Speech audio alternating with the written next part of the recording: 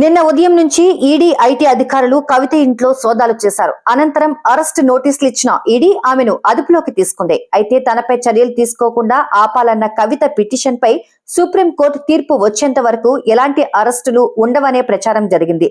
Supreme తీర్పు ఖచ్చితంగా కవితకు అనుకూలంగా వస్తుందని ఆమె లీగల్ టీం చెప్పింది. తనపై ఎలాంటి చర్యలు తీసుకోవద్దని సుప్రీంకోర్టులో కవిత వేసిన పిటిషన్ మార్చి 19న విచారణ ఉండడంతో అంతవరకు ఎలాంటి పరిణామాలు చోటు చేసుకోవని బీఆర్ఎస్ వర్గాలు ధీమాతోనే ఉన్నాయి. అయితే ఉన్నట్టుండి కవితని అరెస్ట్ చేయడం సంచలనంగా మారింది. బీఆర్ఎస్ ఈ షాక్ నుంచి తేరుకోక ముందే మరో షాక్ తగిలింది. ఎమ్మెల్సీ కవితను అరెస్ట్ చేసిన ఎన్ఫోర్స్మెంట్ డైరెక్టరేట్ మాజీ మంత్రి బీఆర్ఎస్ వర్కింగ్ ప్రెసిడెంట్ కేటీఆర్ కు బిగ్ షాక్ ఇచ్చింది. కేటీఆర్ పై ఈడీ అధికారులు పోలీసులకు ఫిర్యాదు చేసినట్లు సమాచారం.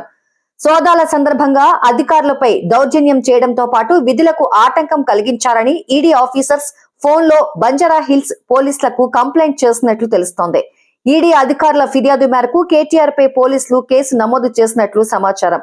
ఓ పక్క కవిత అరెస్ట్ కావడం, మరోపక్క కేటీఆర్ పై కేసు నమోదు కావడం బీఆర్ఎస్ వర్గాల్లో హాట్ టాపిక్ గా మారింది. కవిత ఇంట్లో సోదాలు నిర్వహించిన ఈడీ అధికారులు అరెస్ట్ వారెంట్ జారీ చేసి నిన్న సాయంత్రం ఆమెను అదుపులోకి తీసుకున్నారు. అనంతరం కారులో శంషాబాద్ ఎయిర్పోర్ట్ కు తరలించి అక్కడి నుంచి స్పెషల్ ఫ్లైట్ లో ఢిల్లీ తరలించారు. ఢిల్లీ ఎయిర్పోర్ట్ నుండి నేరుగా కవితను ఈడీ ప్రధాన కార్యాలయానికి తీసుకెళ్లనున్న అధికారులు నిన్న రాత్రి ఆమెను అక్కడే ఉంచనున్నారు.